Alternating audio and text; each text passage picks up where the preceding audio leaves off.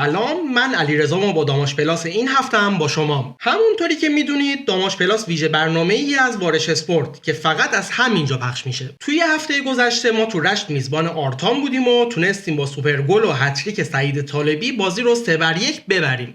توی دروازه گل برای داماش گیلان، سعید طالبی خودش میزنه و گل سوم به زیبایی هرچه تمامتر. اما مشکل اینه که این پیروزی مقابل یه تیم ته جدولی، اونم توی زمین خودمون، با مشقت و درد و خونریزی به دست اومد. شاید اگه حرکت‌های انفرادی سعید طالبی نبود یا مهاجمای اونا یکم بیشتر دقت می‌کردن، ما الان بازنده بودیم. از ضربه چوگان استفاده می‌کنه بازیکن تیم آرتام تبریز و توپی که باز هم از خط دروازه به بیرون میکشه.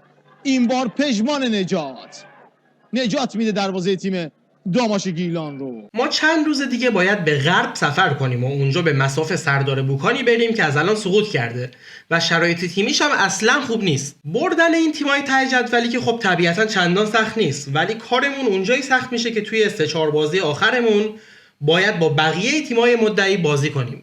راستش من فکر میکنم دارایی تهران الان به اندازه کافی از نظر امتیازی فاصله گرفته که خیالش برای صعود مستقیم راحت باشه و ما باید به فکر بازی‌های پلی‌آف باشیم. شما چی فکر میکنید؟ هنوز واسه صعود مستقیم شانسی داریم؟ نظرتون رو همینجا برام کامنت کنید و موقع کامنت گذاشتن نظرات بقیه رو هم بخونید، چون این بار کد شارژ همراه اول توی قسمت کامنت ها مخفی شده. خبر بعدی این که حالا این وسط حاشیه کم داشتیم، یکی دو تا از بازیکنامون هم با کادر فنی به مشکل خوردن و درخواست رضایت‌نامه دادن. ظاهرا دلیل اختلاف بازیکن‌ها کادر فنی اینه که چرا بهشون بازی نمیرسه و نیمکت نشین شدن.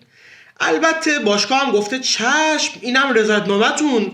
در واقع یعنی باشگاه گفته رضایت‌نامه نمیدم و وایسید فصل تموم شه. یه مورد عجیب و غریبم توی چند هفته گذشته داشتیم و اونم اینه که یه سری از هوادارهای خانوم داماش میرن و از سایت هیئت فوتبال گیلان بلیت بازی‌های داماش رو با اسم و کد ملی واقعی خودشون میخرن، ولی از اون طرف نیروی انتظامی اجازه حضور این عزیزان رو توی استادیوم نمیده.